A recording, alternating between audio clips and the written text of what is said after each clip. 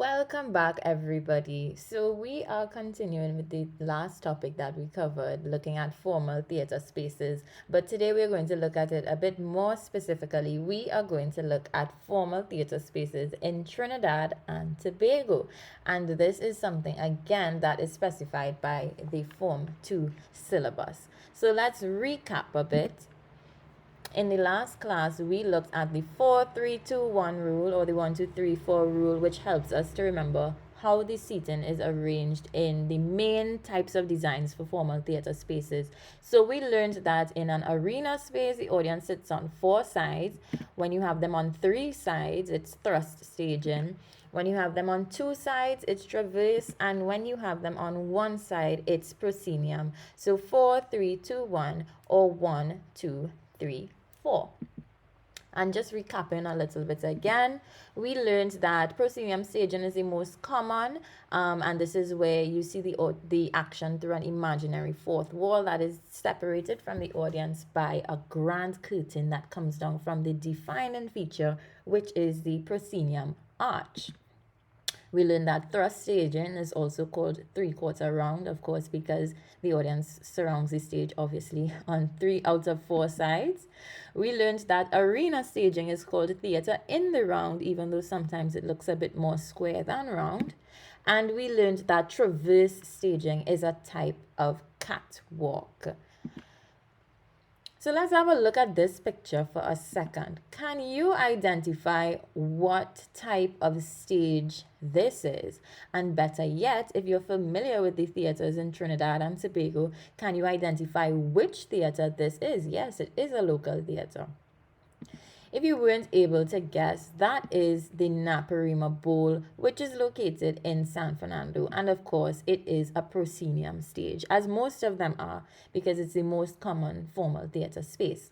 Now, the name itself originates with the Amerindian word Naparima, which means single hill, and of course it refers to what we now call San Fernando Hill and the environs. So you also have it near, exactly right next to Naparima College. Then some people may also know the Naparima Mayaro Road, and of course there's Naparima Girls High School. So all of these things in San Fernando, of course, coming from the original First People's name for it. It was opened in 1962. It actually burnt down in 1977 and then reopened in 1990. And it seats 500 patrons indoors. Now, I specify indoors because the Naparima Bowl also has an amphitheater outdoors, which we are going to look at in more depth in the next topic when we look at informal theater spaces. Now this stage, hint, hint, this one is actually pretty close to Naparima Bowl, another proscenium stage. Can you guess which local theatre this is located in? I'll tell you. So in San Fernando, a little bit up the road at Todd Street, this is the Southern Academy for the Performing Arts, otherwise known as SAPA. So there's a proscenium stage, of course, at the Sundar Popo Bahora Auditorium. So it was named after the famous chutney singer Sundar Popo.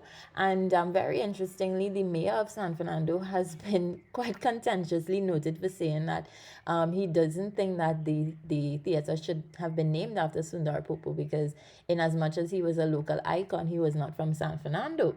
So, we could think about that a little bit. It was opened in 2012. It seats 810 persons in the Sundar Popo Bahora Auditorium. However, there are other performance spaces. There's a little theatre as well as workshop and classroom spaces on the compound. And very interestingly, if you look at the picture on the left-hand side, you might have been able to guess that is actually shaped like a treble clef or a G clef in music. So that's supposedly to, symbolize that it's a space that's dedicated to the arts and music and performers and things like that. So it doesn't look exactly like a perfect treble clef, but is inspired by the shape of one, and I think that's pretty cool. So the next time you pass by SAPA, you might be able to tell somebody, tell your parents, tell your aunt, your cousins, did you know that SAPA is actually shaped like a music sign? So very interesting. Now, this is another local stage. Can you guess? Can you identify by the looks of it what proscenium theater this is in Trinidad specifically? I'm gonna tell you. So, this is the Lord Kitchener Auditorium at the National Academy for the Performing Arts, which of course is SAPA's brother or sister. So it's a proscenium stage, as I said, at the Lord Kitchener Auditorium. Of course, named after the mighty, the great, the one and only Lord Kitchener, one of our most famous and most illustrious calypsonians. It was opened in 2009, so before it was opened before SAPA, and it seats 1,500 people. I don't know if most of my students were able to guess this, but it's actually built to resemble our national flower, the chiconia. So the sort of curved design, some people say that it resembles a steel pan a bit more, which would be interesting. But is actually built to resemble the chiconia. And in the description or right above here, I'm going to insert a link to a virtual tour of the National Academy for the Performing Arts, which of course is also the home of the UTT, University of Trinidad and Tobago, APA, Academy of the Performing Arts. So where you can go and study music, dance, drama, stage craft, stage technicians, and things like that. So yeah, insert here the link for the virtual tour. Now, I don't know if you're able to identify this one right around the savannah, pretty close to Napa. When you take a little bit of a drive and you pass the botanical gardens and you pass the Emperor Valley Zoo and all of these things, and you're heading to St. Anne's, you are going to find Queen's Hall Auditorium. So, of course, it is a proscenium stage. It was opened in 1959, so a really long time ago, and it seats 754 patrons. So, it was actually built under the direction of a woman named Helen May Johnstone, who was at the time the chairman of the Trinidad and Tobago Music Association. And she believed that we needed a space that was dedicated to the performing arts. So quite historical, one of the oldest and one of the most famed, even across the Caribbean, spaces for the performing arts. So this next one, you might be a little bit less familiar with it, especially if you're one of my students from South. This is the Little Carib Theatre. Little but very mighty in terms of its place in the history of the performing arts locally. So this is located not far from Napa and not far from Queen's Hall. It's right in Woodbrook, Port of Spain. And of course, it's a sort of proscenium stage because it actually doesn't have a proscenium arch and it doesn't have a grand curtain, but all of the other features more or less resemble a proscenium stage. So we're going to call it that. So it was opened in 1948 by our local dance legend Beryl McBurney, or otherwise known as La Belle Rosette, and she originally envisioned it to be a folk dance theater. So she is somebody who is very, very important to us as a community in terms of dance and the arts more generally as well. And today, the Little Carib Theater seats 220 persons. Lovely. So moving across now to our sister isle of Tobago. Where can you find this proscenium stage in Tobago? Now, this is a really, really huge compound. This is actually at the Shore Park complex where you have a proscenium stage in Tobago. It seats 3,800 patrons. That is a lot of people. So you can see they can have really big events happening here, carnival events, panoramas, things like that. And this was opened in 2015 and it's located in Scarborough in Tobago. Now, this next one is a little bit confusing. I don't know if anybody might be able to guess or take a gander at what type of stage this is. This is somewhat similar to the Little Carib Theatre. but not so much. So I want you to look at the positioning of the stage in relation to the audience. And of course, also, we cannot see a grand curtain, at least in this picture. This is actually the Central Bank Auditorium, which is located not in the Twin Towers itself, but in the same building as the Twin Towers, around Independence Square in Port of Spain. And I would call it a sort of hybrid theater. I would say that this is a cross between a thrust and a proscenium stage. And I say that because the stage is basically thrust out into the audience. However, the audience is only situated on one side of the stage. So we see it has features of thrust and prosceniums. And yeah, hybrid theaters are pretty common, really and truly. So you get the best of both worlds with that one. It was opened in 1986 and it seats 411 patrons, which is quite an interesting number. Right? So if you didn't know that one is there, the Central Bank Auditorium also hosts a lot of conferences and even sometimes dramatic performances, plays and things like that as well.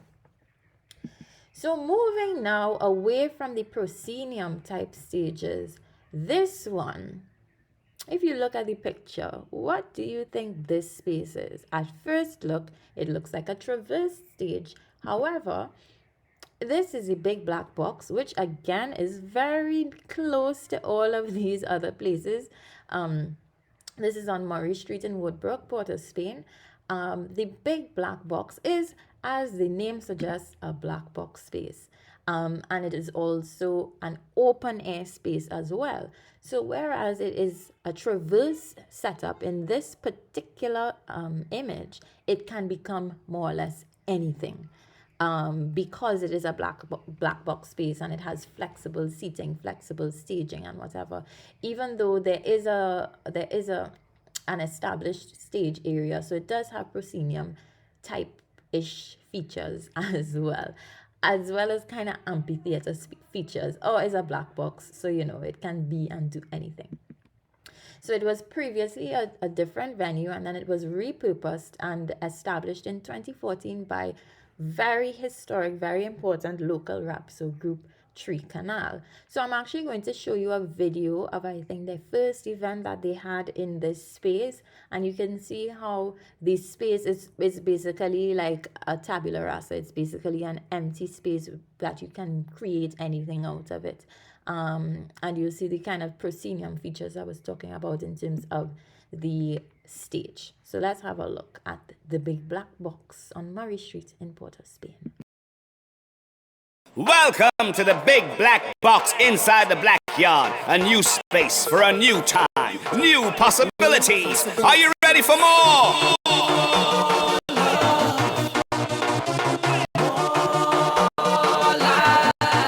Inside the big black box in the backyard, in the heart of it all, just off the avenue, right in the middle of the real red light district. Real red light district. Number 33 Murray Street, aka Bohemia.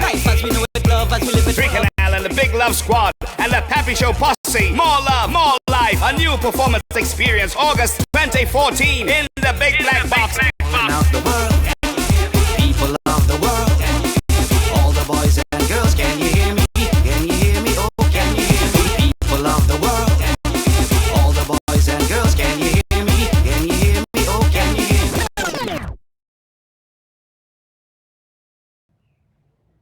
Right, so big thanks to Tree Canal on that one.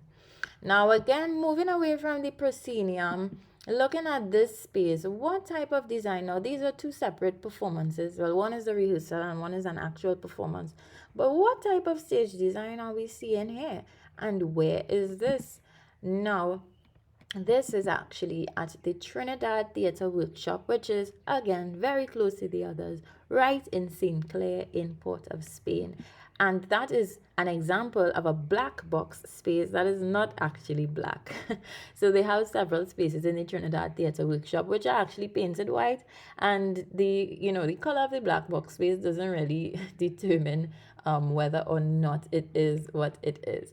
So now the theatre workshop itself, which was more or less a company of actors, was founded in 1959 by Derek Walcott, who is originally St. Lucian but sort of adopted Trinidadian, He worked a lot in Trinidad and, of course, established this very historical company of actors. And they moved several times. They were originally based in the Little Carib Theatre, actually, and they moved several times around Port of Spain.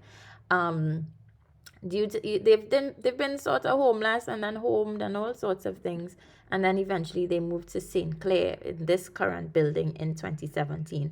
And of course they have these sort of workshop spaces which are just as a black boxes, an empty space that might have lighting and sound capabilities, and then you could curate whatever you want to out of it. You could put the stage in where you want, you could put the audience where you want. And of course, it's really good for experimental theatre and more intimate performances as well. So now that is a wrap in terms of the formal theatre spaces that we are going to talk about today in Trinidad and Tobago. Of course, there are many other spaces and places like the University of the West Indies. However, these are the main and probably the most historic spaces that we can talk about when we're looking at this topic. In the next session, we are going to start looking then at informal theatre spaces and then follow up with a lesson about informal theatre spaces, specifically in Trinidad and Tobago. So catch you in the next one.